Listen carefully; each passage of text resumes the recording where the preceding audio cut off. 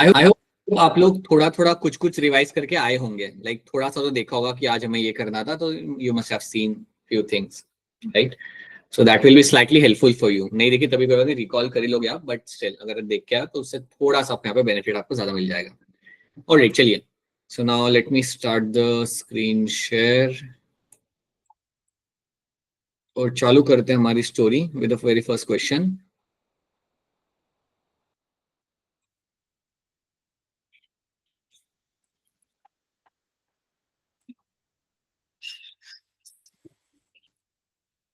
ये हमारा सबसे पहला क्वेश्चन यहाँ पे, a major site for synthesis of lipids. कौन सा इनमें से आपको ऑर्गेनेल है जो आपका लिपिड सिंथेसिस के लिए काफी वेल नोन जाना जाता है, which is known for your lipid synthesis? चलिए करिए हैंड रेज, बताइए क्या होगा इसके अंदर आंसर यहाँ पे। हाँ जी शिखा दुबे, बताइए क्या होगा आंसर इसके अंदर। ऑप्शन 4। आपको यहाँ पे ऑप्शन 4 लग रहा है। सना आपको क्या लग रहा है? Sir D option. ठीक है, सो लिपिड सिंथेसिस के लिए आपका स्मूथ एंडोप्लाज्मिक रेटिकुलम आपके यहाँ पे मदद करता है। ये बात आप यहाँ पे बता रहे हो और ये बात आपके यहाँ पे बिल्कुल सही है। तो ये तो आप यहाँ पे जान लिया that this is something will play the role in my lipid synthesis. ये चीज आप यहाँ पे जानते हो। इसके अलावा और एक दो चीज आप याद रख लेना। SCR is also known for my detoxification. Detoxification के लिए भी आपका SCR जाना जाता है। तो कोई भी अगर टॉक्सिक कंटेंट अगर आपके बॉडी में बन रहा होता है तो उसको कन्वर्ट किया जाता है नॉन टॉक्सिक फॉर्म के अंदर, और वो काम आपके SCR का होता है। तो ये बात याद रखनी है आपको। उसके साथ साथ याद रखना, it also known for by steroid hormone synthesis. Steroid hormones जो आपके होते हैं उनका सिंथेसिस करने में भी आपका SCR आपका यहाँ पे एक रोल प्ले करेगा। So SCR will have a role in lipid synthesis, detoxification, steroid hormone synthesis, और इवन कैल्शियम का स्टोरेज भी आपको ये कर लेता है। सो कैल्शियम का स्टोरेज भी आपको ये करते हुए मिल जाएगा। तो कई सारे रोल आपको मिलते होते हुए आपके SCR के। तो smooth endoplasmic reticulum will have these roles, and ये रोल्स आपको यहाँ पे ऐड रखने हैं। तो टेस्टोस्टेरॉन, प्रोजेस्टेरॉन आपके जो हार्मोन होते हैं वो आपके यहाँ पे बन के आएंगे। लिपिड आपका यहाँ पे बनेगा, और डिटॉक्सिफिकेशन भी इसी ऑर्गेनेल ने आपका यहाँ पे करना है। Then we have the RER. Now RER is something which is known for my protein synthesis. RER के बारे में एक सिंपल बात हमेशा याद रखना, is known for my protein synthesis. Protein synthesis के लिए इसको जाना जाता है। और भी इसके रोल होते हैं, बट वो रोल हम आगे देखेंगे। Okay, which of the following type of plastid does not contain stored food material? इनमें से कौन सी टाइप का यहाँ पे प्लास्टिड है जिसके अंदर स्टोर करा हुआ फूड मटेरियल आपको यहाँ पे नहीं मिलेगा? ऑलराइट, अंशिका शर्मा क्या लग रहा है आपको? सर ये ऑप्शन। आपको ये लग रहा है। डिंपल आपको क्या लग रहा है?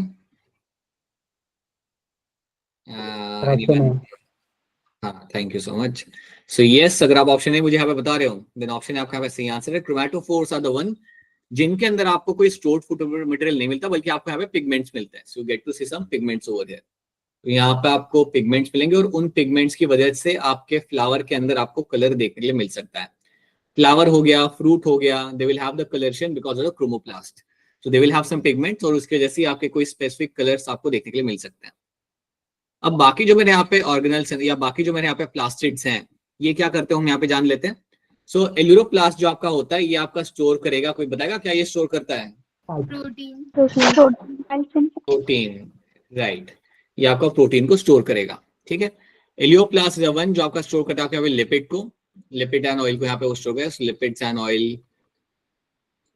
ऑयल को अपना ये यहाँ पे करेगा स्टोर। अमाइलोप्लास्ट जो आपका यहाँ पे होगा, amyloplast is something which is going to be storing the starch, ठीक है। तो स्टार्च करेगा अपने यहाँ पे स्टोर। स्टार्च, प्रोटीन, पिगमेंट्स, ये सब चीजें आपको यहाँ पे याद रहती है कि कौन कहाँ पे क्या चीज को रख रहा है। So these are the things you have to know in terms of the all the plastics. ये नाम याद रखना कि कौन यहाँ पे क्या स्टोर कर रहा है। Then peptide synthesis inside a cell takes place in. आपका जो पेप्टाइड सिंथेसिस होता है वो आपका इनमें से कहाँ पे हो रहा होता है? Again a very simple question. बताइए अभिषेक क्या होगा इसका answer? Ribosomes. Ribosomes are always going to be the site जहां पे आपका पेप्टाइड सिंथेसिस आपका यहाँ पे होगा। दैट मींस प्रोटीन सिंथेसिस आपका यहाँ पे होता है। अब आप ये बात आप जानते हो कि प्रोटीन सिंथेसिस के लिए आपको कुछ चीजें वहां पे लग जाती है। उनमें से एक चीज हमने चीज पढ़ी थी, कौन सा था वो एंजाइम जो करता था charging of tRNA? What was that enzyme which was doing the charging of tRNA? बोल दो, ऐसे ही बोल दो। Amino acid synthesis. Amino acyl synthetase या अमाइनो असाइल टीआरएस सिंथेटेज, कोई भी आप यहाँ पे नाम इस्तेमाल कर सकते हो। दैट वाज माय एंजाइम, बिल्कुल सही। और इस एंजाइम की मदद से आप चार्जिंग करते थे अपने टीआरएस की। ये इसके रिलेटेड हमने सवाल पिछले क्लास में भी देखा था। So याद रखना, this is what you find done by the ribosomes. So ribosomes, अगर मैं आपसे बोलूं कि क्या आपके सेल में 70s राइबोसोम मिलेंगे, तो आपका आंसर क्या होगा? Yes sir. No. अरे मिल जाएंगे। Yes, sir. आपके बॉडी के Yes, अंदर sir. 70s राइबोसोम आपको मिलेंगे। कहाँ मिलेंगे आपके बॉडी के अंदर 70s ribosomes? Mitochondria and chloroplast. Mitochondria. Abhishek, chloroplast लेके घूम रहे हो आप? सर दोनों बोला मैंने। हाँ, माइटोकॉन्ड्रिया तो हो आया, आपके बॉडी में क्लोरोप्लास्ट कहाँ से आया? अब पता चला लंच ब्रेक में बाहर क्यों रहते हो धूप में। So you will find chloroplast, yes, that's also true, but chloroplast is something I'll be finding in the plants. So both of them will be having your 70s ribosomes. बाकी 80s ribosomes आपको मिलेंगे, आपके RER के ऊपर आपको मिल जाते हैं। जो राइबोसोम लगे होते हैं वो आपके 80s होते हैं। उसके साथ साथ जो राइबोसोम आपके साइटोप्लाज्म में घूम रहे होते हैं, they are also 80s. So these are the two which will be having my 70s ribosomes over there. All right, then match the following, आराम से देखो and try to give me the correct answer. So take your time and tell us match the following में आपको यहाँ पे क्या answer यहाँ पे सही बैठ जाएगा।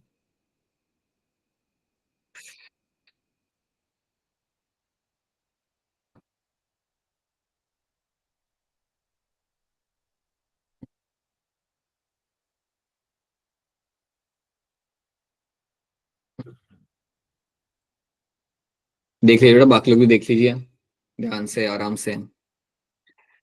हाँ जी, जिनका नाम सिर्फ मुस्कान है बोलिए।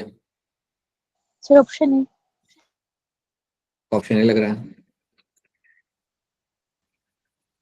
बताइए Deepti. Sir, option. Muskan Kumari, Sir, A option. चलिए देख लेते फिर हम यहाँ पे।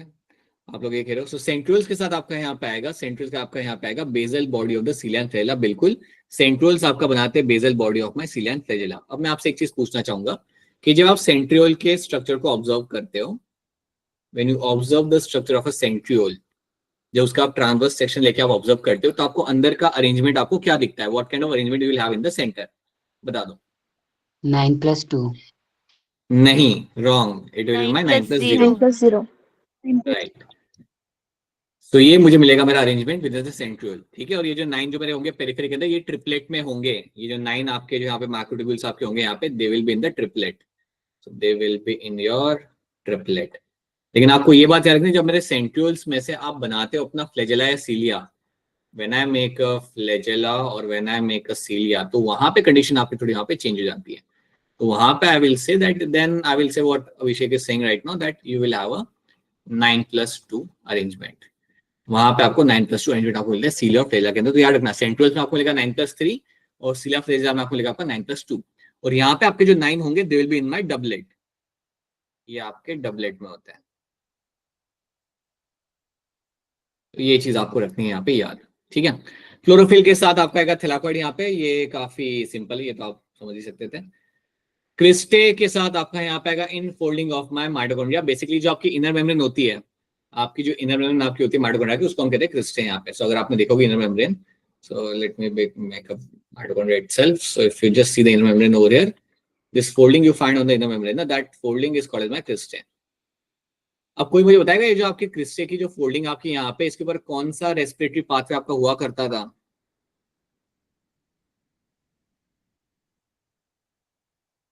What respiratory pathway used to take place on the inner membrane of mitochondria?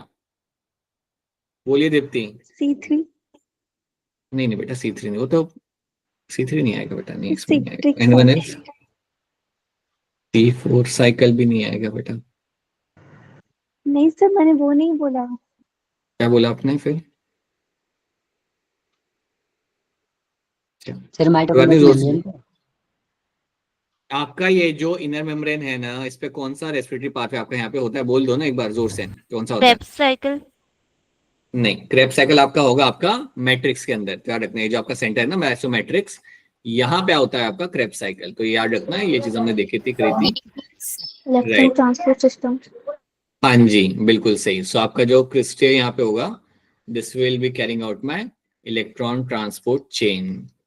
ये चीज आपके यहाँ पे हो रही होती है। सो ईटीसी आपका हो रहा था आपके क्रिस्टे के अंदर, क्रेब्स साइकिल आपका हो रहा था आपका मैट्रिक्स के अंदर। तो ये लोकेशन आपको यहाँ पे याद रखनी है, ठीक है।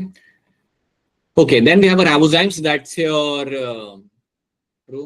राइबोसोम्स के अंदर you will have your nucleic acid, क्योंकि उसके अंदर आपका आरएनए लगा होता है, इसलिए you can say nucleic acid का ये आपका मैच कर जाएगा। तो यस ऑप्शन नहीं बनेगा आपका यहाँ पे सही answer, that's what be correct answer in this. So ये चीज आपको याद रखनी है। Now what is true about ribosomes, इनमें से कौन सा स्टेटमेंट आपका यहाँ पे सही है राइबोसोम्स के कॉन्टेक्स्ट में?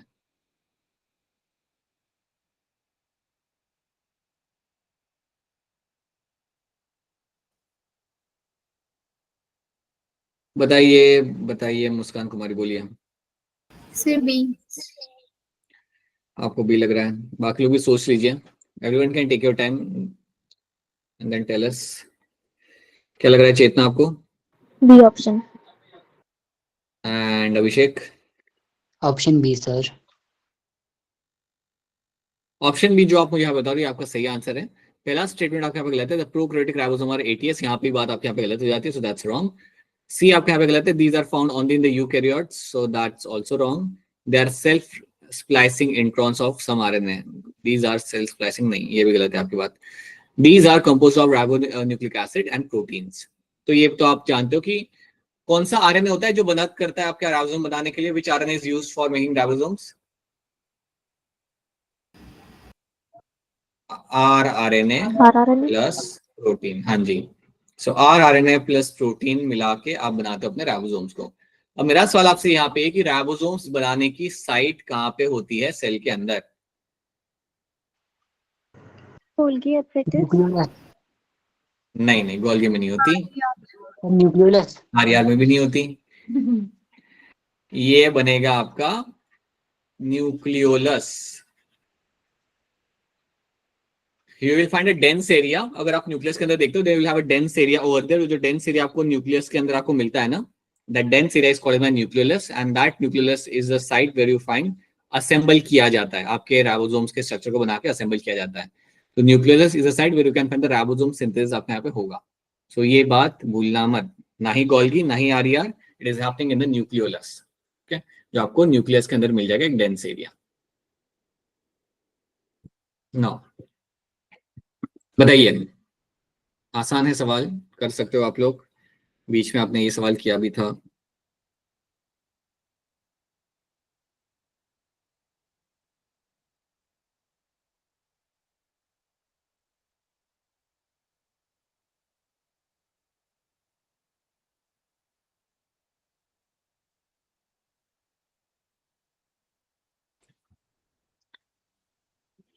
हाँ जी, ठीक है। और भी लोग बेटा, और भी लोग कर सकते हो, सिंपल सवाल है। ए स्टेटमेंट आपका दिया हुआ है सेमी ऑटोनोमस ऑर्गेनल, राइट। दूसरा दिया हुआ है आपका form by division of pre existing organelle and they contain DNA but lack protein synthesising machinery. So बताइए दीप्ति, क्या लग रहा है इसका आंसर? Sir option. वापस बोलना। ऑप्शन है। ओके, जिनका नाम सना है, क्या लग रहा है आपको इसका आंसर? Sir A option. ये ऑप्शन अगर आप मुझे यहाँ पे बता रहे हो, देन आपका आंसर यहाँ पे सही हो जाएगा। They are semi autonomous organelles, ये बात आपकी यहाँ पे सही, because they have their own DNA, they have their own ribosomes. So yes, they are my semi autonomous organelle, ये बात आपकी सही है। स्टेटमेंट बी गलत, पता है कहाँ पे हो रही है? जब उन्होंने यहाँ पे ये मेंशन कर दिया they lack protein synthesising machinery, ये बात यहाँ पे रॉन्ग हो जाती है। दे डू हैव राइबोसोम, वो अपने खुद के प्रोटीन बना सकते हैं, they can make their own protein. याद रखना, स्टेटमेंट ए मेरे यहाँ पे सही है और स्टेटमेंट बी मेरे यहाँ पे फॉल्स हो जाता है। So that is why option A बनेगा यहाँ पे the correct answer. Cellular organelles with membranes are, cellular organelles with membranes are, we do what?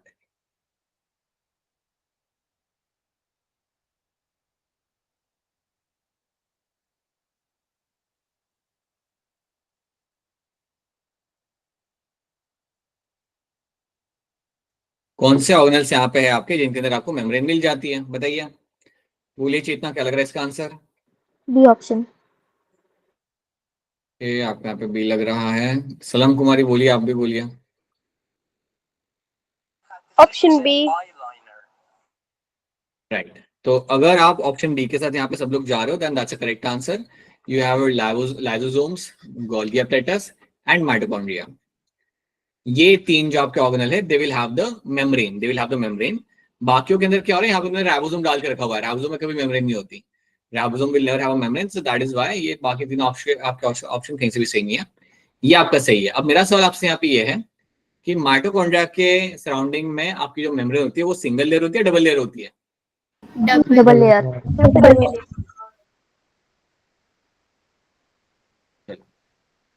बताइए. Match the following, do the match the following and tell us what can be the correct answer here. Take your time, do the match the following and tell us यहाँ पे आपका कौन सा answer यहाँ पे आपका सही बन जाएगा.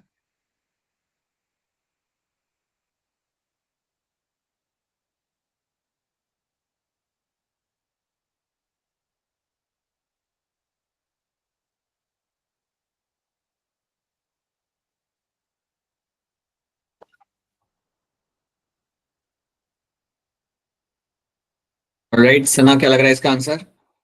Sir D option. आपको डी लग रहा है. चेतना, आपको क्या लग रहा है? D option.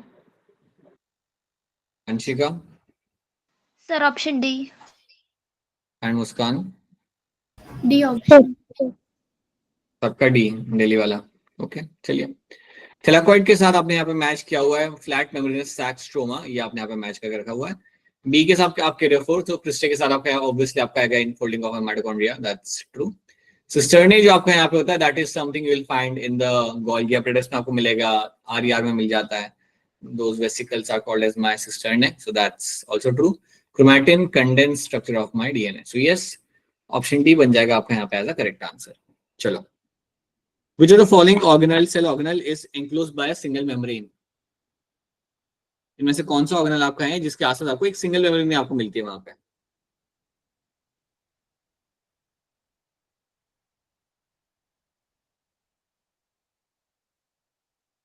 बताइए चेतना, क्या लग रहा है आपको?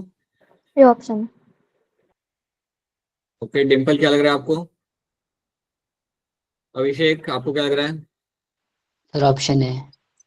और डिम्पल को? ऑप्शन है. ऑप्शन ए बनेगा आपका यहाँ पे सही आंसर. बिल्कुल सही आंसर बेटा आपका यहाँ पे. ये lysosomes will only have a single membrane. Nuclei, mitochondria, chloroplast, all of them will have a double membrane. ठीक है. इवन न्यूक्लियस के पास भी आपकी आउटर और इनर मेम्ब्रेन आपको मिल जाती है. Lysosomes are the only one will have the single membrane. अब लाइसोसोम्स के बारे में आपको एक बार बताना चाहूंगा. One thing I want to tell you about lysosomes, कि जब भी आप लाइसोसोम्स के बारे में आप बात करोगे, whenever you talk about the lysosomes, तो इनके बारे में आप तो एक चीज जानते हो, that they will have the hydrolytic enzymes. इनके अंदर मिल जाएंगे आपको कई सारे आपके यहाँ पे enzymes, you call them as a hydrolytic enzymes. अब ये जो हाइड्रोलाइटिक एंजाइम्स आपको यहाँ पे मिल रहे हैं ना, इनका पीएच आपका यहाँ पे होता है अराउंड 4 से लेके 5 के बीच में. सो 4 to 5 के बीच में आपका यहाँ पे पीएच होगा. ठीक है. सो इतना आपका यहाँ पे पीएच होता है. दैट मीन्स आपका अंदर का एनवायरमेंट आपका यहाँ पे होता है एसिडिक. और अंदर का एनवायरमेंट एसिडिक रखना इंपॉर्टेंट है, कि अगर आपने अंदर का एनवायरमेंट एसिडिक नहीं रखा तो आपके जो एंजाइम्स है वो आपके एक्टिव रह नहीं पाएंगे. ये सारे जो मेरे यहाँ पे एंजाइम्स है ना, lysosomes, they will never remain active अगर आपका अंदर का एंजाइम, अगर आपका अंदर का पीएच, अगर आपका पीएच एसिडिक नहीं हुआ तो. So it is very important to maintain this pH. अब सवाल यहाँ पे ये आता है कि इस पीएच को मेंटेन कैसे किया जाता है. तो पीएच को मेंटेन करने के लिए आप रेगुलर इंटरवल पे अंदर H+ आयंस आप डालोगे. आप लाइसोसोम्स के अंदर हमेशा अपने यहाँ पे H+ आयंस आप निकाल के डालते रहोगे. You keep on adding the H+ ions from outside into the lysosomes. जब तक आप ये कर रहे हो तब तक अंदर का पीएच आपका यहाँ पे मेंटेन रहेगा. राइट. एक तो ये बात आप यहाँ पे याद रखोगे. उसके बाद याद रखना that lysosomes have a polymorphic organelle. इसको हम इवन बोलते हैं एज अ पॉलीमॉर्फिक ऑर्गेनल. अब जब मैं इसे कर रहा हूं यहाँ पे एज अ पॉलीमॉर्फिक ऑर्गेनल, तो आप ये बात याद रखना that they have different types. इनके आपको कई सारे आपको यहाँ पे टाइप्स मिल जाएंगे. The types can be as simple as your you have primary lysosomes. ठीक है. यू हैव प्राइमरी लाइसोसोम्स आपको मिलेंगे यहाँ पे. Then you can have secondary lysosomes. Right. Then आपका एक आता है autophagic lysosome. autophagic lysosome, and then you have residual lysosome. Residual lysosome. अब आपको याद ही रखना है कि अब इन सब के रोल्स को डिटेल में आपको याद करने की जरूरत नहीं है अभी के लिए, बट इतना बताना चाहूंगा कि इनमें से जो आपका ऑटोफेजिक होता है ना, ये क्या करता है। ऑटोफेजिक लाइसोसोम का काम होता है कि अगर आपके सेल के अंदर कोई ऑर्गेनल अगर पुराना हो गया, समझो अगर आपके सेल के अंदर आपका माइटोकॉन्ड्रिया काफी पुराना हो चुका है और वो सही से काम नहीं कर रहा, तो उसको रखने का मतलब नहीं है आप उसे ब्रेक डाउन करो और उसे खत्म करो वहां पे। So you can break down that organelle and you can do your make something new. तो वो करने के लिए आपका ऑटोफेजिक लाइसोसोम आपका आगे बढ़ के आएगा। तो ये बात आपको यहाँ पे याद रखते हैं कि आपके ऑटोफेजिक लाइसोसोम का काम होता है आपके पुराने वॉर्न आउट ऑर्गेनल्स को खत्म करना, पुराने वॉर्न आउट ऑर्गेनल्स को डाइजेस्ट करने का काम होता है ऑटोफेजिक लाइसोसोम से। ठीक है, सो रोल्स को बहुत डिटेल में याद नहीं होगा तभी चलेगा, बट याद रखना व्यावहारिक अगर आपसे सवाल आ रहा है that lysosomes are polymorphic, then ये बात सही है। Why we call them polymorphic? Because कि आपको कई सारे आपको टाइप्स मिल जाते हैं, primary, secondary, autophagic and residual. तो ये चीज आपको यहाँ पे रखनी है यार। ठीक है, तो ये हमने यहाँ पे देख लिया। एंड हाँ जी बेटा, आवाज कट गई, किसी ने कुछ बोला था? नहीं, they will have a single membrane covering, that's something you have to. चलिए, Which of the following event does not occur in the RER? इनमें से कौन सा इवेंट RER के अंदर नहीं हो रहा होता? ये भी बेटा कर सकते हो आप लोग, थोड़ा सोचोगे हो जाएगा।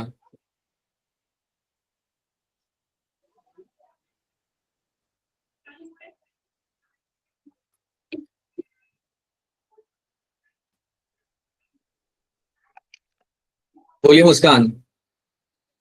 Sir D option. Abhishek option D sir. And Shikha. Sir option B. अगर आप ऑप्शन डी आप मुझे यहाँ पे बता रहे हो, देन आपका आंसर यहाँ पे बिल्कुल सही है। फॉस्फोलिपिड सिंथेसिस आपका हमेशा हो रहा होता है आपके एससीआर के अंदर। This event over here is always happening in my SCR. तो ये चीज आपके यहाँ पे हो रही होगी आपके हमेशा स्मूथ एंडोप्लाज्मिक रेटिकुलम के अंदर। ठीक है, अब सवाल यहाँ पे ये आता है कि बाकी जो मेरे यहाँ पे इवेंट्स या बाकी जो मेरे यहाँ पे जो प्रोसेस यहाँ पे हो रहे हैं उनका वो क्या है यहाँ पे। Let's try to understand those process. पहले हम बात करते हैं प्रोटीन ग्लाइकोसिलेशन की। जब भी आपके सामने टर्म आएगा ग्लाइकोसिलेशन, तो याद रखना कि प्रोटीन बनने के बाद उसके ऊपर कई बार शुगर मॉलिक्यूल लगाए जाते हैं। सो जब आपका प्रोटीन बनता है ना, समझो आपका यहाँ पे एक प्रोटीन था जो आपका बन के आपका रेडी हो गया, तो प्रोटीन बनेगा आपका आरईआर के अंदर और उसके बाद तुरंत उसके ऊपर हम कई बार शुगर मॉलिक्यूल हम लगा देंगे। So will add some sugar molecule on that protein. So S stands for my sugar molecule. तो अगर मैं शुगर मॉलिक्यूल यहाँ पे लगा रहा हूँ मेरे प्रोटीन के ऊपर, this process here is called as my glycosylation. इसको हम बोलते हैं यहाँ पे ग्लाइकोसिलेशन। तो याद रखना ग्लाइकोसिलेशन एक आपका इवेंट है जो आपका आरईआर के अंदर आपको होते हुए मिलेगा। अब आपको एक और चीज यहाँ पे याद रखनी है, ग्लाइकोसिलेशन का जो प्रोसेस है वो आपका गोल्गी के अंदर भी होते हुए आपको मिल सकता है।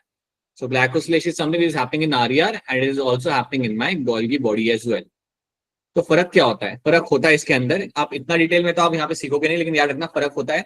एक ग्लाइकोसिलेशन को हम बोलते हैं यहाँ पे एज एन लिंक्ड ग्लाइकोसिलेशन, एक को हम बोलते हैं यहाँ पे एज ओ लिंक्ड ग्लाइकोसिलेशन। तो कौन से पोजीशन पे शुगर लगाया जाता है ना, उसके बेसिस पे यहाँ पे डिफरेंस होता है। सो आप फिलहाल के लिए बस इतना याद रखना कि आपका RER और गोल्गी दोनों के अंदर आपका ग्लाइकोसिलेशन किया जाएगा। ठीक है, ये बात आपको यहाँ पे याद रखनी है। तो कभी भी एनटीए आपको दोनों ऑप्शन तो रखेगा नहीं, एनटीए आपके सामने दोनों ऑप्शन कभी रखेगा नहीं, इधर आपका आरईआर होगा या फिर यहाँ पे गोल्गी होगा। राइट, सो ये बात भूलना मत। प्रोटीन के ऊपर मैंने यहाँ पे शुगर लगाया, इसको हम बोलूंगा यहाँ पे ग्लाइकोसिलेशन। उसके बाद प्रोटीन फोल्डिंग। प्रोटीन फोल्डिंग में आपके यहाँ पे क्या होगा कि आपका जब प्रोटीन बनता है, when you make a protein, that protein has to undergo folding. इसकी फोल्डिंग करना बहुत ज्यादा इंपॉर्टेंट है। अगर इस प्रोटीन की फोल्डिंग नहीं होती है सही से, देन आपका प्रोटीन यहाँ पे फंक्शन नहीं हो पाए। और इसे प्रोटीन फोल्डिंग को करने के लिए, इस प्रोटीन फोल्डिंग को करने के लिए, सो दिस प्रोटीन फोल्डिंग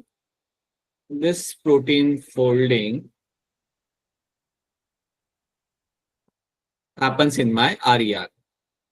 ये मेरी हमेशा होती है मेरे यहाँ पे आरईआर के अंदर। याद रखना अगर प्रोटीन फोल्ड नहीं होता देन आपका प्रोटीन काम नहीं कर सकता।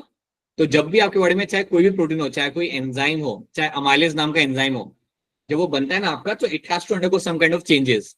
अगर वो चेंजेस नहीं होते तो वो प्रोटीन आपका काम का नहीं है, पहली बात। दूसरी बात, कहाँ हो रहा है ये सब? It is also happening in my RER. So protein folding भी आपका यहाँ पे RER में हो रहा होगा.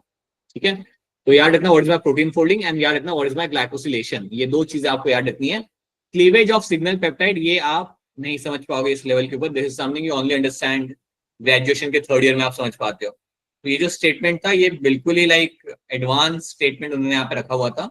बट अगर आपको इस बारे में नहीं भी मालूम है तब भी आप अपना आंसर निकाल सकते थे, बिकॉज आप इतना तो यहाँ पे क्लियरली जानते हो कि फॉस्फोलिपिड सिंथेसिस मेरा कभी RER के अंदर नहीं होता. सो that is why you can go for your option D. ठीक है, आई होप आप लोगों को प्रोटीन फोल्डिंग और प्रोटीन ग्लाइकोसिलेशन आप सबको यहाँ पे समझ आ रहा है. Yes sir. Yes, sir. Yes, sir.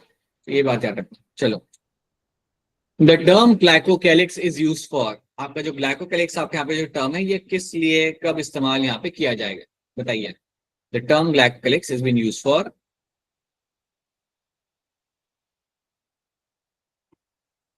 Right, बताइए Muskan. Sir, D option. A layer surrounding the cell of bacteria. ये बात आपके यहाँ पे बिल्कुल सही है. ये आपकी वो लेयर होती है जो आपके बैक्टीरिया के सेल वॉल के आसपास आपको मिल जाएगी. It's a layer surrounding the bacteria. एक बात बताना चाहूंगा कि ग्लाइकोकैलिक्स हर बैक्टीरिया में देखने के लिए आपको नहीं मिलेगा. It is not something which is mandatory. ये कोई ऐसी चीज नहीं है जो आपका होना हमेशा जरूरी होता है. तो ये बात भी दिमाग में रखना. That glycocalyx is not something which you need to have all the time. You can have in some bacteria, you can not have in some bacteria. But हाँ, इसका एडवांटेज बिल्कुल आपको मिलता है. ये बचाता है बैक्टीरिया को फ्रॉम बैक्टीरियोफेज, एंटीबायोटिक. सो काफी इससे प्रोटेक्टिव यहाँ पे आपको मिल जाती है. So right now you can remember as option D. Which of the following structure is not found in prokaryotic cell? इनमें से कौन सा स्ट्रक्चर आपको मिलता देखने के लिए आपके प्रोकैरियोटिक सेल के अंदर? चलिए बेटा चलिए, बोलिए कोमल शर्मा, क्या होगा आंसर इसके अंदर? Sir C. एंड सलम कुमारी? Sir, option C. बिल्कुल सही बात है. न्यूक्लियर एनवेलप जैसी चीज आपको नहीं मिलेगी कभी बैक्टीरिया के अंदर. Now someone has to tell me what is the role of my mesosomes. किसको बताना पड़ेगा कि बैक्टीरिया में अगर मेसोसोम मिल रहे हैं तो इनका रोल यहाँ पे क्या होता है. तो हैंड रेज करिए. What is the role of your mesosomes? Alright, tell us Muskan. Sir, ये बैक्टीरिया के इनर वॉल की इनफोल्डिंग्स होती हैं जो कि cell wall formation, DNA replication और डिस्ट्रीब्यूशन ऑफ डॉटर सेल में हेल्प करती है. और ये होस्ट मतलब बॉडी में सेल में न्यूट्रिशन प्रोवाइड करती है.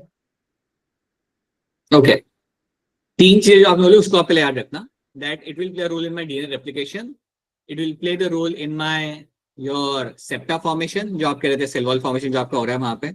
That is the second thing it will do. And the third thing is going to be, you should know very clearly, it will play the role of cellular respiration.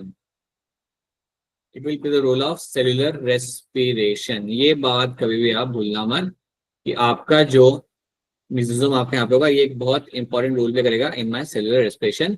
तो जो काम आपके mitochondria के अंदर हो रहा है वो काम आपका यहाँ पे मेसोसोम करेंगे. So mesosomes will have a role in cellular respiration. उसके साथ साथ आप बाकी दो चीजें आप यहाँ पे जानते हो. Will have a role in my DNA replication and your septa formation. That is your cell wall formation during the cell division. So that's your septa formation. बिल्कुल सही. ठीक है, तो ये चीज आप क्या रखनी है. And it is a extension of plasma membrane, not cell wall. ये भी याद रखना. ये जो आपके बन के निकल के आ रहे हैं ना, that coming from the plasma membrane, not the cell wall. ये स्टेटमेंट कभी आ गया तो संभाल लेना. ठीक है, बाहर का साइड आपका सेल वॉल होता है. This is the cell wall. तो जो ब्लू वाला मेरा यहाँ पे, that's going to be your plasma membrane. तो यहां से वो निकल रहे होते हैं. From here you will find them finger-like projections are going to be coming out. Then, which is the important site for formation of my glycoprotein and glycolipid? बोलिए Anshika Sharma. Sir सी. इतना क्या लग रहा है आपको? C option. Dimple, anyone can tell me the answer of Dimple? C option. Option C. Option C बनेगा आपके यहाँ पे सही आंसर. आपके यहाँ पे so glycolipid, glycoprotein are the one which have been formed by my Golgi apparatus. That's first thing. कोई बता सकता है इसका हैंडल, इनका रोल क्या होता है? चलो अगर मैंने ग्लाइकोलिपिड और ग्लाइकोप्रोटीन बना लिया और अगर मैं इन्हें मेम्ब्रेन पे जाके अटैच कर रहा हूँ, if I am keeping them on the membrane, then कोई मुझे बताइए कि मेम्ब्रेन पे लगाने के बाद इनका रोल यहाँ पे क्या होगा।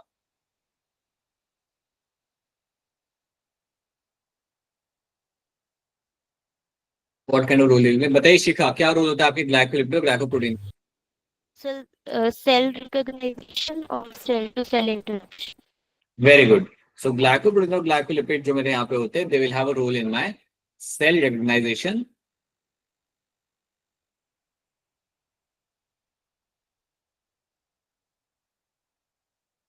And cell to cell interaction.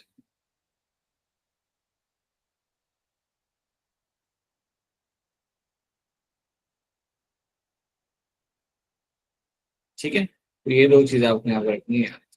Right, next, select the wrong statement. बताइए इनमें से कौन सा स्टेटमेंट आपके यहाँ पे गलत है। So tell me which of the following statement is be wrong. Take your time, लीजिए अपना टाइम लीजिए, एंड देन बताइए कौन सा स्टेटमेंट आपके हिसाब से यहाँ पे गलत आ रहा है।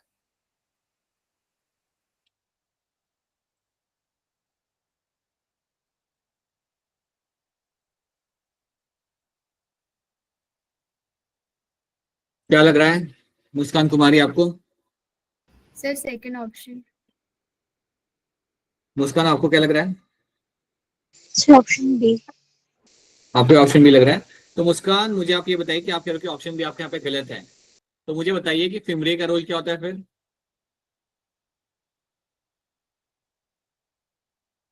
कोई बात नहीं, अभिषेक आप बताओगे फिमरे का रोल क्या होता है बैक्टीरिया के अंदर? Option B by the way सही आंसर है, ऑप्शन बी सबको बता दो, it's a right answer. Pili fimbriae are mainly involved in motility, ये बात आपके यहाँ पे सही नहीं है, दैट्स अ रॉन्ग स्टेटमेंट। वो कोई दौड़म दौड़ी करने में बैक्टीरिया को हेल्प नहीं करते हैं। So now you have to tell me Abhishek कि फिमरी करता क्या है? Sir attachment. अटैचमेंट किसके साथ?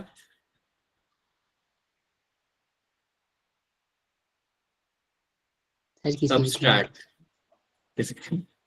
सबस्ट्रैट। देखो, अगर बैक्टीरिया पानी में ग्रो कर रहा है तो कई बार वो पत्थर को चिपक के रहना चाहेगा। अगर बैक्टीरिया आपके पेट में ग्रो कर रहा है तो चाहेगा आपके स्टमक को पकड़ के रखे वो वहां पे। तो अटैचमेंट करने के लिए आपका फिल्मरे यहाँ पे मदद करता है। तो फिल्मरे helps in attachment with the substrate. वो सबस्ट्रैट आपका कुछ भी हो सकता है, इधर it can be the rock in the water, it can be a soil in the, it can be some soil with in the ground, और it can be a intestine. ठीक है, वहां पे पकड़ के रख सकता है। So that is why option B becomes my correct answer. बाकी सारे स्टेटमेंट आपके यहाँ पे सही है। Bacterial cell wall is made up of my peptidoglycan. अच्छा मुझे अब एक बात बता दो, यहाँ पे आपका जो पेप्टिडोग्लाइकन होता है, ये जो आपको मिलेगा आपको यहाँ पे, इसके अंदर दो इंपॉर्टेंट कंपोनेंट कौन से होते हैं? What are the two important things to find in the peptidoglycans? What it is made up of? Hint दो आपको थोड़ी सी। हिंट आपके यहाँ पे है, ये है NaN एंड NAG। बोलो अभिषेक, बोलो। N acetyl muramic acid and N acetyl glutamic acid. Glucosamine. Glucosamine, बड़े सॉरी। सही है। N acetyl glutamic acid, muramic acid, और दूसरा पर यहाँ पे रहेगा N एसिटाइल ग्लूकोजामाइन। So याद रखना, your bacteria will have these two important components to be finding the bacteria. All right. Which of the following statement is not correct? इनमें से कौन सी स्टेटमेंट आपके यहाँ पे करेक्ट नहीं है?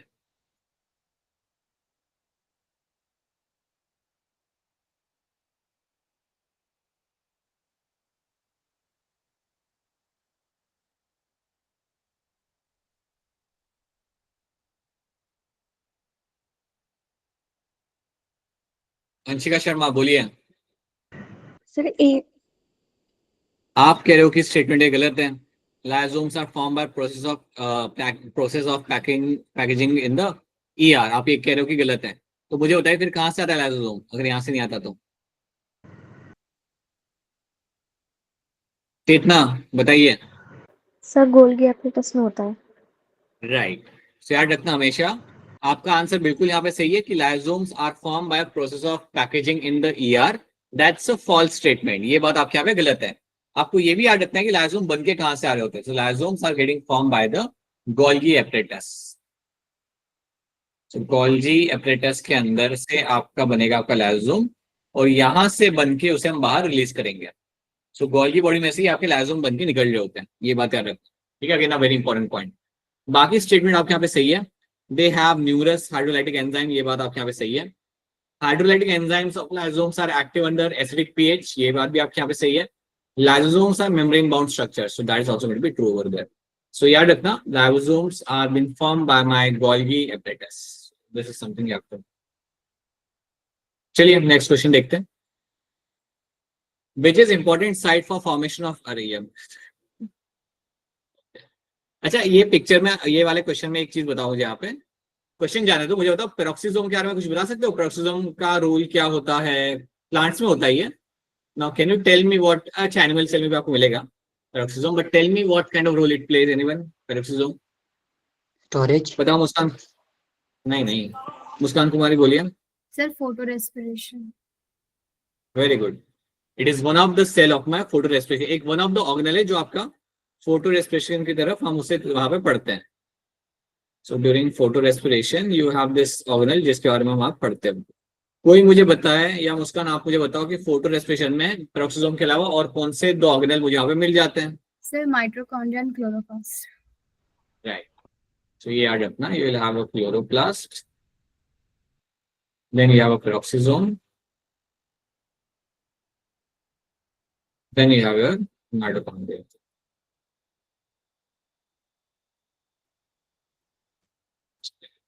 ये तीन चीजें आपने यहाँ पे रखनी है। जो अच्छा, एक और चीज बताना चाहूंगा आपको यहाँ पे, एक और चीज यहाँ पे याद रखना, आपके जो पेरोक्सिसोम्स यहाँ पे होते हैं ना, इनके अंदर आपको एक एंजाइम मिलेगा, उस एंजाइम का नाम होता है आपका कैटालेज।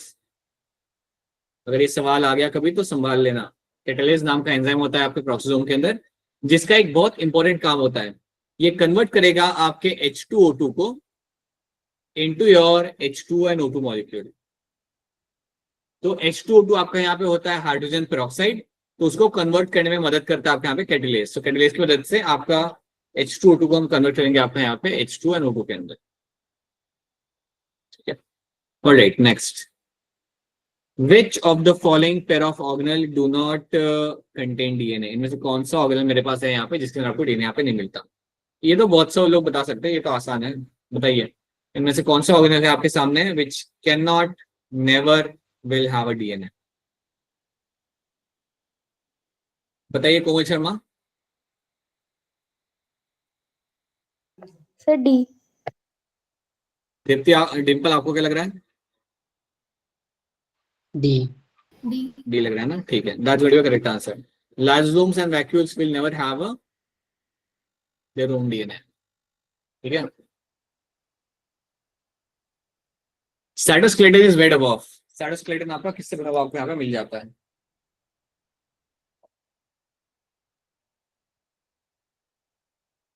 बोलिए Salam Kumari. Sir option D. अभिषेक।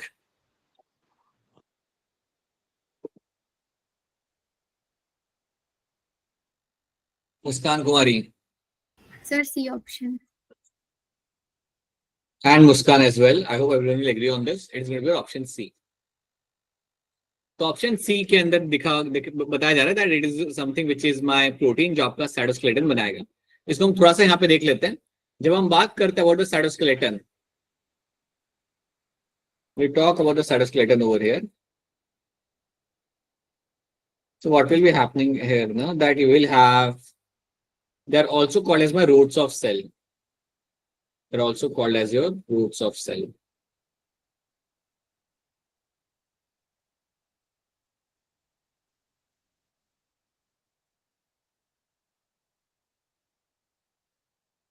ठीक है, तो याद रखना हमेशा that cytoskeleton are also called as my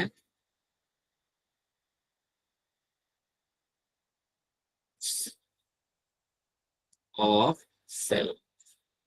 एक तो ये बात याद रखना, ये ट्रांसपोर्टेशन में बड़ी मदद करते हैं। तो अगर आपका एक प्रोटीन है, अज्यूम करते हैं कि आपका यहाँ पे कोई, तो भी आपका यहाँ पे प्रोटीन है, and that protein from this side has to send to the this side, या मेरा कोई यहाँ पे प्रोटीन है, इसको मुझे यहाँ से यहाँ पे भेजना है, तो ये प्रोटीन को जो मुझे भेजना होगा, ये करने के लिए मेरे साइटोस्केलेटन मेरे यहाँ पे मदद करेंगे. So they will actually help in transportation. So transportation within the cell can be done with the help of the cytoskeleton. That's one thing. Second thing आपको याद रखनी है, they also provide a shape to the cell.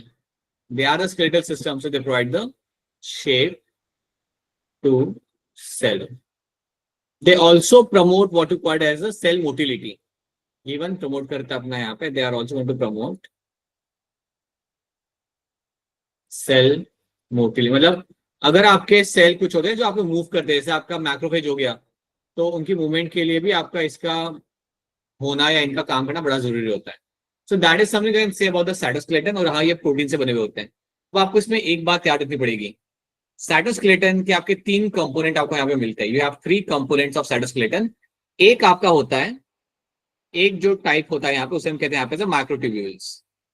We call them as a microtubules. दूसरा type जो आपके यहाँ होता है उसे हम बोलते हैं यहाँ पे microfilament. Call them as a microfilament. तीसरा जो आपको यहाँ पे टाइप आपको यहाँ पे मिलेगा, that third one is over here, is called as my intermediate filament. Intermediate filament. तो अलग अलग टाइप के प्रोटीन आपको मिलेंगे इसके अंदर, जो हमें अभी फिलहाल डिस्कस नहीं करना है, बट याद रखना 3 different categories you have in the cytoskeleton: microtubules, microfilament and intermediate filament. तो ये भी नाम आपको यहाँ पे याद होने चाहिए. Tell us, वैक्यूल के बारे में कोई सवाल यहाँ से पूछा गया आपसे, बताइए क्या यहाँ पे आपका सही आंसर निकल के आ जाएगा. So tell me what can be the correct answer in terms of the vacuole. बताइए.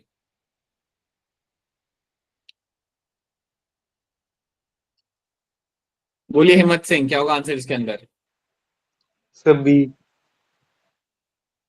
ओके. अभिषेक, क्या लग रहा है आपको? ऑप्शन डी है सर.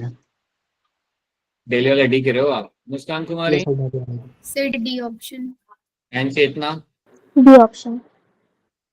डी ऑप्शन आपको यहाँ पे सही आंसर आएगा, बिकॉज मेम्ब्रेन मिलेगा आपको. Vacuole will have a membrane. कोई बताएगा वैक्यूल की मेम्ब्रेन का नाम क्या होता है? Tonoplast. सोनोप्लास्ट. Tonoplast. So it is the membrane bound, contains water and excretory substance. That's what you have to know. Which one of the following is not a constituent of cell membrane? इनमें से कौन सा आपका cell membrane का part कभी नहीं होता?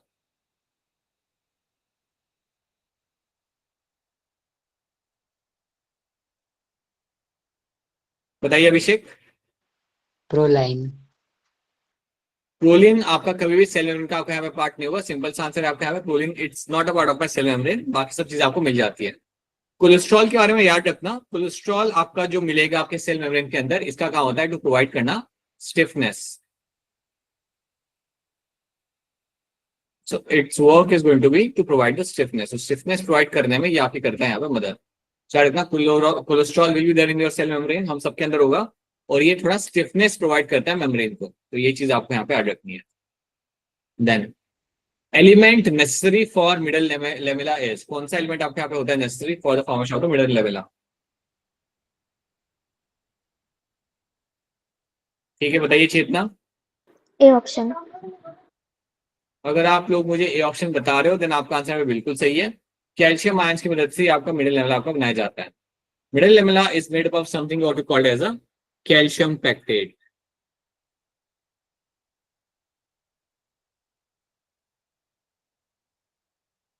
ठीक है, और ये करने के लिए आपका कैल्शियम आयंस का इस्तेमाल यहाँ पे किया जाएगा. Right. Then polyribosomes are aggregates of, आपके जो पॉलीराइबोसोम्स आपके यहाँ पे होते हैं, they are the aggregate of what? ये आसान है, ये आप जल्दी जल्दी आप सब लोग इसका आंसर देके आगे बढ़ते हैं. चलिए बोलिए Anshika Sharma. Sir D. That's a correct answer. Several ribosomes held together by a mRNA. That's a true thing. How many mitotic division are needed for cell to make a 128 cell? अगर आपको कितने माइटोटिक डिवीजन आपको चाहिए होंगे ताकि आप 128 cell बना सको? इसका फॉर्मूला याद रखना, 2:1. 1 is a number of cell division. Number of cell division. तो 2:1 का आंसर यहाँ पे हमेशा कितना आता है 2। तो एक साइकिल के बाद या एक सेल डिवीजन के बाद आपको यहाँ पे 2 सेल आपको यहाँ पे मिल जाएंगे। तो उसी तरीके से मैं आपसे पूछ सकता हूँ कि अगर मैं बोलूंगा कि 2 साइकिल के बाद कितने सेल मुझे मिलेंगे, so I have to do 2:2, so my answer over here will be my 4। 2 cycle के बाद मुझे 4 सेल मुझे यहाँ पे मिल जाएंगे। तो इसी बेसिस पे मुझे बताओ कि आपके 128 सेल बनाने के लिए कितने बार साइकिल ये करना पड़ेगा। How many times I have to do this cycle to make the 128 cells, बताइए। तो फॉर्मूला लगाओ ना अपना यहाँ पे, you can just use the formula. जो पावर की वैल्यू है that is the number of cell division, that is the number of meiotic division यहाँ पे, तो उसके बेस पे आप लगा लो। बोलिए डिम्पल, क्या होगा आंसर इसका? मुस्कान, क्या होगा आंसर इसका? Option C. ऑप्शन सी, जो आई थिंक सब लोग यहाँ पे एग्री करेंगे, that is going to be correct answer in this, that you will have 128 cells are getting formed after 7 times। तो अगर आप 2:7 अगर आप करते हो ना यहाँ पे, then you will find all the 128 cells will be formed over there। Then बताइए इसका आंसर यहाँ पे क्या हो जाएगा? Match the following with respect to the meiosis।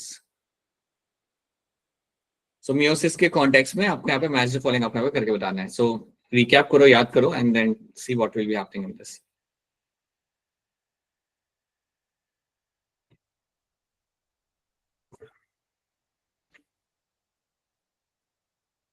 बताइए चेतना, क्या लग रहा है? B option. क्या लग रहा है आपको? सना, क्या लग रहा है आपको? Sir B option.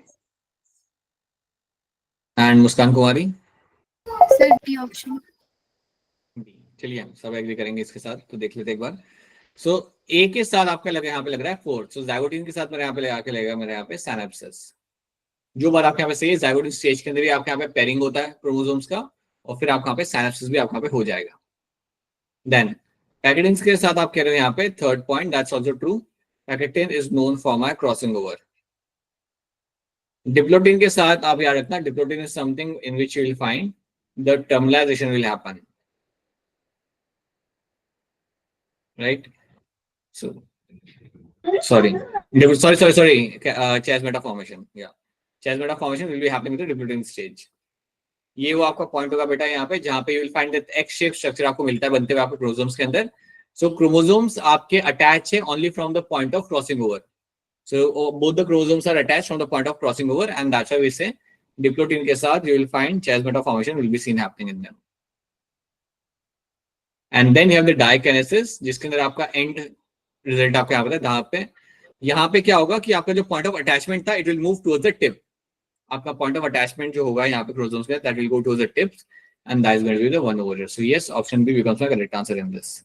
चलो नेक्स्ट क्वेश्चन देखते हैं। यहाँ पे करेक्ट सीक्वेंस यहाँ पे बता दो, what do you think is the correct sequence over here?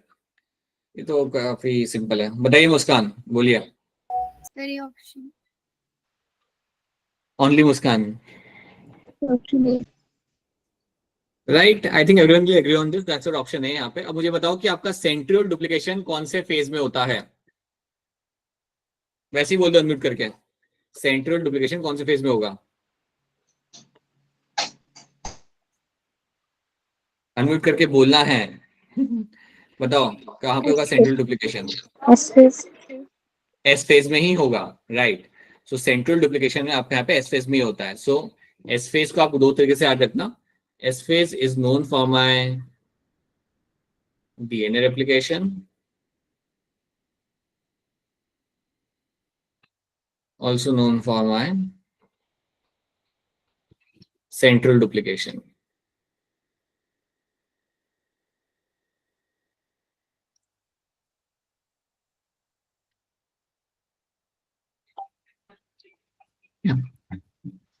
Now cells in G0 phase, cells जो आपके जीरो फेज में आते हैं वो क्या एग्जिट करके यहाँ पे आ रहे होते हैं? That means what basically? बताइए चेतना, क्या होगा आंसर इसके अंदर? B option. Anshika Sharma? B. Right, they exit the cell cycle. आपके G0 फेज के जो आपके सेल यहाँ पे होंगे, दे विल एग्जिट करेंगे आपके सेल साइकिल को, and they will remain active, but they will not go for any further cell division. अब मुझे कोई एग्जांपल दो ऐसे सेल का जो जीरो रहता है, बोलिए Abhishek. Cardiac cell. Cardiac cell, बहुत बढ़िया। सो कार्डियक सेल आपका बढ़िया एग्जाम्पल आपका में बन जाएगा।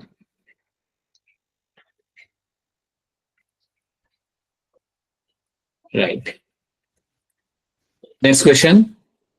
पढ़िए खुद से सवाल को and then tell me the correct answer in this. Read the question thoroughly and then tell me what can be the correct answer over here.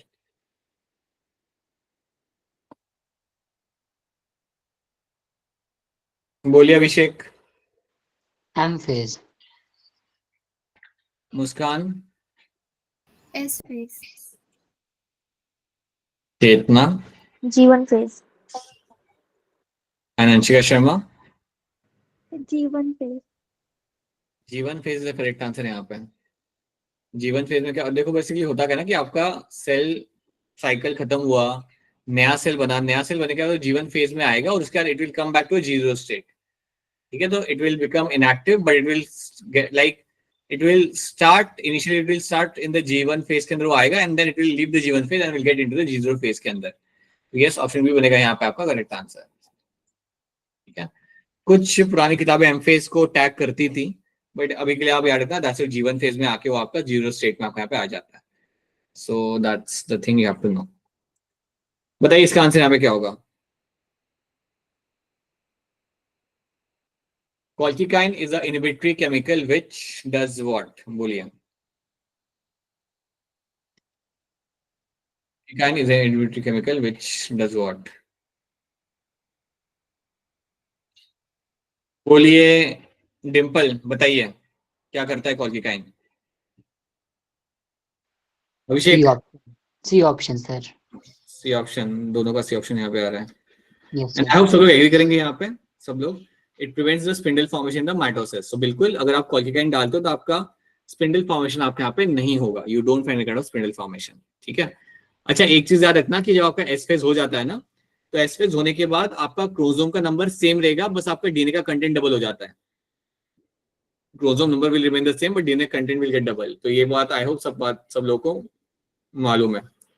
Assume that you have chromosome number 1, उसकी एक copy आपके पास है यहाँ पे, obviously you are diploid because of that. तो जब cell कहता है कि मुझे करना है डीएनए रेप्लिकेशन, तो इसकी एक यहाँ पे कॉपी बना लेगा और इसकी यहाँ पे कॉपी बना लेगा।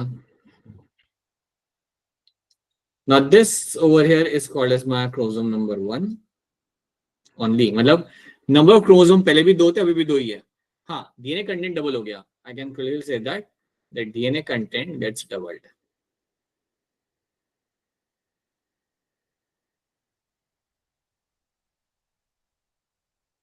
ठीक है, चलो ये बताओ, during the meiosis 1 the chromosome starts pairing at, कौन से स्टेज के ऊपर आके आपके क्रोमोसोम्स का पेयरिंग यहाँ पे स्टार्ट हो जाता है।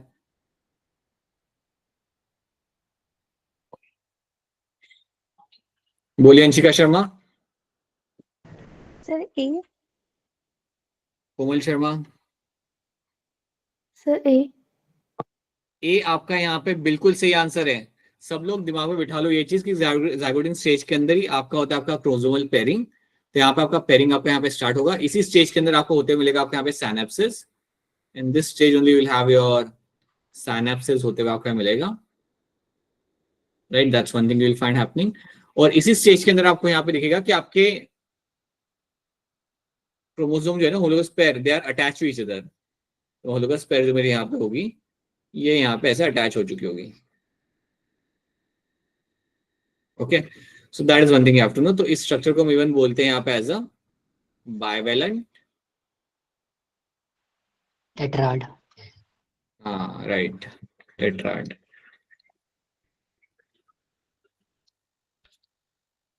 ठीक है, then arrange the following events of meiosis in correct sequence. बताइए मियोसिस के फॉलोइंग इवेंट्स आपके करेक्ट सीक्वेंस के अंदर, ध्यान से करना ही है। Take your time and do this thing very आराम से करेक्टली, कि आपके कौन से कैसे हो रहे होते हैं, अरेंज करिए। गलत नहीं करना, सब लोग करेंगे, एक दो बच्चे नहीं।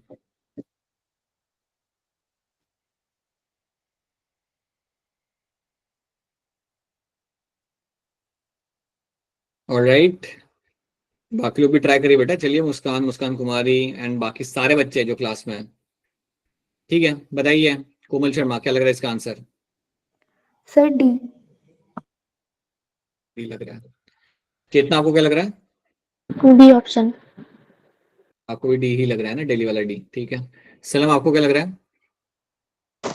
Sir option D. एंड सलम कुमारी, सर ऑप्शन डी। ठीक है। So now let's see what will be happening in this. आप कह रहे हो कि आपका पहले आपका यहाँ पे आएगा आपका सिनेप्सिस, दैट्स ट्रू, और ये सिनेप्सिस आपका हो रहा होगा इन योर ज़ाइगोटिन स्टेज के अंदर। तो बार बार रिपीट इसलिए कर रहा हूँ ताकि आपको ये हमेशा याद रहे। देन आपका यहाँ पे होगा आपका क्रॉसिंग ओवर। ये क्रॉसिंग ओवर कौन से स्टेज में होगा, फेज में होगा? नहीं, पैकेटिन स्टेज के अंदर आपका यहाँ पे आपका हो जाएगा आपका क्रॉसिंग ओवर, ठीक है। उसके बाद you will find terminalization of chiasmata will happen. And terminalization of chiasmata कौन से स्टेज में हो रहा होता है? डाइकाइनेसिस। डाइकाइनेसिस। अरे नहीं, डाइकाइनेसिस। यस। डाइकाइनेसिस के अंदर आपका यहाँ पे आपका टर्मिनलाइजेशन ऑफ चेस्मेटा। अब याद रखना, ये हो गया हमारा डाइकाइनेसिस के अंदर। उसके बाद होता है मेरा डिसअपियरेंस ऑफ माय न्यूक्लियस। ये कहाँ पे होता है? डाइकाइनेसिस। राइट, ये भी आपका होगा डाइकाइनेसिस के अंदर आपका ये होगा। तो याद रखना, disappearance of nucleus is the last thing. उसके बाद आपका वहां पे जाएगा सेल न्यूक्लियर मेम्ब्रेन, वो आपका गायब होगा। जैसे ही आपका न्यूक्लियर मेम्ब्रेन भी आपका डिसअपियर होता है, which will be happening in my diakinesis, आपका प्रोफेज 1 वहां पे खत्म होता है। That is when we will say कि मेरा फाइनली प्रोफेज 1 मेरे यहाँ पे खत्म हो गया। तो ये बात भूलना मत, please remember how to arrange them और कौन सा स्टेज कहाँ पे आ रहा था। Crossing over was happening in pachytene stage, synapsis was there in the zygotene stage के अंदर। और ये दो इवेंट्स आपको याद रखने हैं, are the part of my diakinesis. Number of chromatid at metaphase is, number of chromatid जो आपके होते हैं मेटाफेज के अंदर, वो यहाँ पे कितने हो जाते हैं? कर सकते हो, ये भी आसान सवाल है, कोई मुश्किल सवाल यहाँ पे ये है नहीं। सो बताइए आप मुझे कि number of chromatid at metaphase will be how many?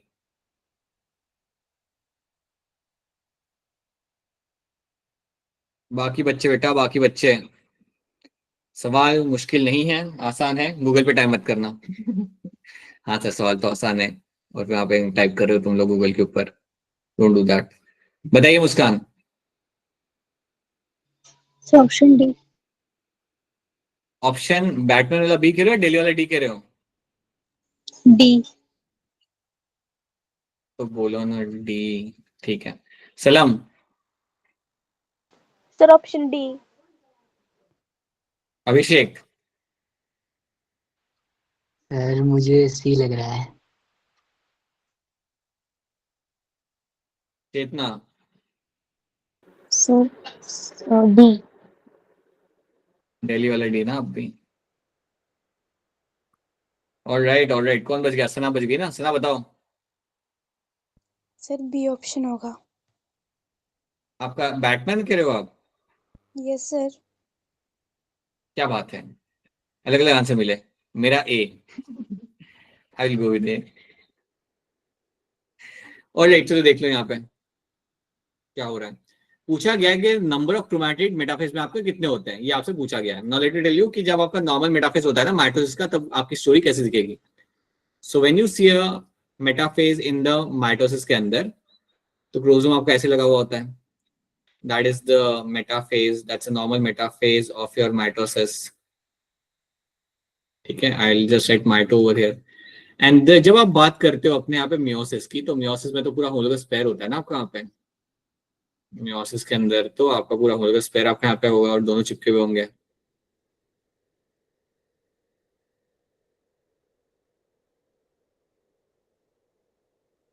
ठीक है। अब आपको बोला गया है कि नंबर ऑफ क्रोमैटिड आपके यहाँ पे कितने, तो कर लो आप यहाँ पे काउंट ही कर लो। एक नॉर्मल मेटाफेज जब आपका होता है, ये तो हो गया मियोसिस वाली कहानी, this is the metaphase of meiosis, right. तो यहाँ पे आप काउंट कर लो, 1 2, 2 क्रोमैटिड तो मुझे यहाँ पे दिख रहे हैं ना मेरे मेटाफेज के अंदर ड्यूरिंग द मैटर, तो मुझे 2 यहाँ पे दिख गए। अब यहाँ पे आप काउंट कर लो, 1 2 3 4। तो सही आंसर आपका जो आएगा that's going to be option C, 2 in mitosis and 4 in my meiosis. Meiosis के दौरान आपको 4 मिल जाएंगे वहां पे आपके क्रोमैटिड, और माइटोसिस के दौरान you will have this 2 chromatid will be seen over there. क्या ये बात अब आपको क्लियर हुई सबको यहाँ पे, what is happening here? Yes. Yes, sir. Yes, sir. ठीक है, तो ये चीज बोलना मत, right. The complex formed by a pair of synapsed homologous chromosome is called as, जो कॉम्प्लेक्स बनता है जब synapses हो जाता है, तो जो स्ट्रक्चर आपको बन के आपको मिलता है, that structure will have some kind of name, and what kind of name that is going to be?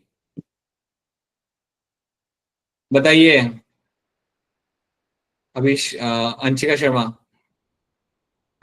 Sir ए। अगर आप मुझे यहाँ पे ऑप्शन नहीं बता रहे हो, आप सब लोग एग्री करते हो एक के साथ, तो आपका ए आंसर हम यहाँ पे देखते हैं as a correct answer, that's true, your option A. So they are called as bivalent. याद रखना, जब आपका पेयरिंग होता है, मैंने आपको अभी यहाँ पे बताया था, हमने कहा just told you this pairing आपको जैसे यहाँ पे होगा, मैंने आपको यहाँ पे बताया था, this is called as bivalent and tetrad, इसको हम यहाँ पे बोलेंगे। सो ये आपको भूलना नहीं है। सर सेकंड टर्म एक्सप्लेन तो कर दो ये। कौन सा? Exonym. Bivalent, exonym. sir. Exonym बेटा, ये जो एक्सोनिम जो होता है ना, ये तो आपको मिलेगा आपके 9+2 अरेंजमेंट के अंदर। जो आपको 9+2 अरेंजमेंट आपको मिल रहा होता है ना माइक्रोट्यूब्यूल्स का, that is called as my axoneme which you find in the flagella. Flagella में जो आपका जो 9+2 अरेंजमेंट आपको मिला था, वहां पे आपका किससे बना होता है वो? आपको बना होता है आपके यहाँ पे माइक्रोट्यूब्यूल से, ठीक है। So that over there is called as my axoneme, उसको हम बोलते हैं एक्सोनिम। आप ये बताओ मुझे कि आपका काइनेटोकोर यहाँ पे आपका क्या होता है? सर क्रोमोसोम्स को प्लेट लाइक स्ट्रक्चर होते हैं क्रोमेटिड के साइड साइड में। राइट साइड में। Anyone else want to tell me this? बोलो चेतना। डिस्क शेप स्ट्रक्चर जो कि स्पिंडल फाइबर से अटैच करता है। ठीक है। और एक क्रोमोसोम में मेरे कितने होंगे काइनेटोकोर चेतना? 1 2 हो जाएंगे, ठीक है। एक 2 हाँ देखो ना, तो 2 होंगे, एक यहाँ पे होगा और एक यहाँ पे होगा, क्योंकि दोनों साइड से आपको खींचना पड़ेगा ना क्रोमेटिड को। So these are my kinetochore. और याद रखना, their role is going to be to pull the chromatids towards themselves during the anaphase। तो आपके बेसिकली स्पिंडल फाइबर आपके अटैच होंगे यहाँ पे, and then during the anaphase आपका पुलिंग यहाँ पे चालू होगा, ताकि आपका सेंट्रोमीटर ब्रेक होगा और दोनों यहाँ पे अलग हो जाएंगे। तो ये बात भूलना मत। So that is what my kinetochore is been known for. यहाँ पे आके अटैच होता है मेरा स्पिंडल फाइबर, और फिर उन्हें एनाफेज के टाइम पे खींचने में आसानी होती है। So this is what you will be finding over here, that's my kinetochore. और एक क्रोमोसोम के अंदर you will have 2 kinetochore will be seen. So ये भी भूलना मत, you will have 2 kinetochore in the single chromosome. Now, meiosis 1 is a reduction division and meiosis 2 is a equational division due to what? देख लीजिए, आराम से देख लीजिए, take your time. Meiosis 1 is a reductional division and meiosis 2 is a equational division due to what?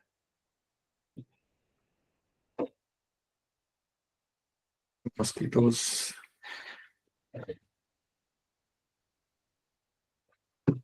बोलिए मुस्कान, क्या होगा इसका आंसर यहाँ पे?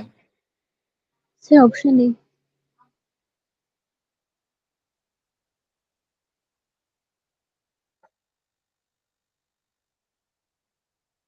सना? Sir crossing over. Abhishek? Sir C और डी में डाउट है, बट डी होगा आंसर इसका। डी होगा? ये तो पहले बता दो, ये गलत है, बिल्कुल गलत है। डी तो कहीं से भी नहीं हो सकता था। This junction is one of, हो गया बेटा, आपका आंसर आ गया आपका आंसर। आपके हो गए -5 इकट्ठा। इसे हम कल के एग्जाम में काटेंगे। कल जब आप स्क्रीनशॉट भेजोगे ना आप मुझे कि सर इतना स्कोर आ गया, उसमें से हम काटेंगे -5। Anyone else? मुस्कान कुमारी, मुस्कान, चेतना, बताइए। Option C option. बेटा सी ऑप्शन यहाँ पे आएगा, C option separation of chromatid. Meiosis 2 equational division आपके यहाँ पे इसलिए हो पा रहा है यहाँ पे, बिकॉज आपके क्रोमैटिड आपके यहाँ पे सेपरेट हो पा रहे हैं। सो मियोसिस 1 को उन्होंने बोल दिया that it's a reduction division. Meiosis 2 is a equational division due to, क्यों होता है वो?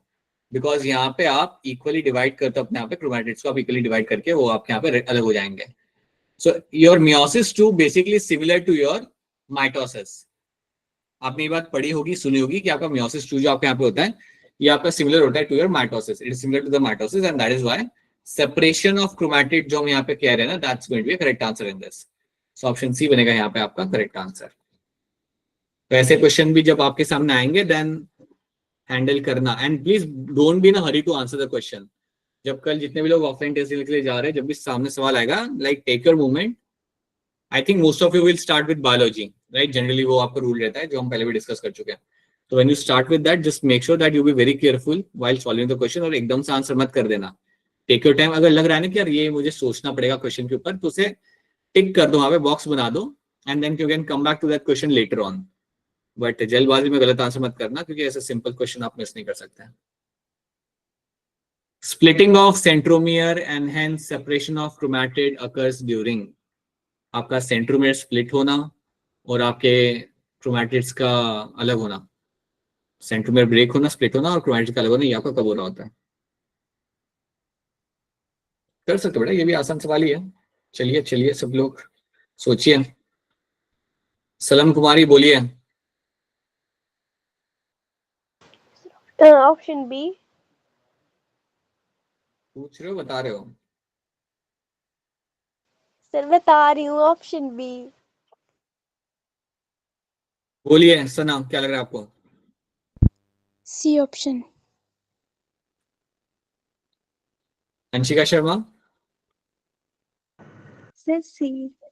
डिम्पल का क्या आंसर है, बताएगा कोई चैट के अंदर? डिम्पल का क्या आंसर आ रहा है? Option C sir. And I hope सब लोग एग्री करेंगे. चेतना, आपका भी आंसर सी आ रहा है, कुछ और आ रहा है? Yes sir. राइट. सो याद रखना, अगर आप स्प्लिटिंग ऑफ सेंट्रोमियर की अगर आप बात कर रहे हो and hence separation of chromatid during, तो याद रखना ये आपका होगा एनाफेज 2 के दौरान. सेंट्रोमियर का स्प्लिटिंग नहीं होता बेटा एनाफेज के अंदर, तो आपका क्रोमोसोम के पूरा आपका पुल किया जाता है. सेंट्रोमियर का स्प्लिटिंग आपको होते मिलेगा इन योर एनाफेज 2 के अंदर. सो एनाफेज 2 के अंदर you will find the centromere is going to split, and then you will find कि दोनों क्रोमैटिड्स आपके यहाँ पे अलग हो जाएंगे. तो ये चीज आपको यहाँ पे इस तरीके से देखने आपको यहाँ पे मिल जाती है. तो ये बात भूलना मत कि आपका किस तरीके से आपके यहाँ पे एनाफेज 2 के अंदर आपका सेंट्रोमियर ब्रेक होगा. अच्छा, एक चीज मैं आपसे पूछना चाहूंगा. अज्यूम करते हैं कि मेरा यहाँ पे क्रोमोसोम है, सेंटर में will have the centromere, you know that. इसको हम बोलते हैं यहाँ पे सेंट्रोमियर. ये तो चलो आप यहाँ पे जानते हो. आपको ये बात भी मालूम होनी चाहिए कि आपका जो सेंट्रोमियर होता है, इसको हम इवन बोलते हैं as a primary constriction. This is also called as my primary constriction. Primary constriction, ठीक है. अब इसके अलावा you will have something over here. आपको यहाँ पे भी कुछ रीजन्स के ऊपर आपको मिलेगा. यहाँ पे इनको हम क्या बोलते हैं, जो टिप के ऊपर? Secondary construction. Satellite. Secondary construction, जो मेरे यहाँ पे सैटेलाइट. बिल्कुल सही. So these are my satellite and they will show my secondary constriction. They show your secondary constriction. ठीक है. तो ये चीज आपको यहाँ पे रखनी है याद. This is what you have to know in this. So that's your anaphase 2 over here. ठीक है. चलो next. The enzyme involve in the process of my crossing over. कौन सा एंजाइम आपका यहाँ पे इस्तेमाल किया जाएगा during the process of my crossing over? बताइए.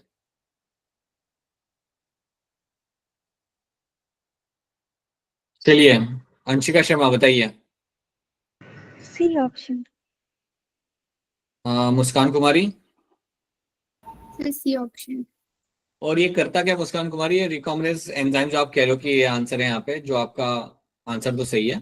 You tell me what this enzyme actually does. करता क्या है वो वहां पे? सिर्फ क्रॉसिंग ओवर में हेल्प.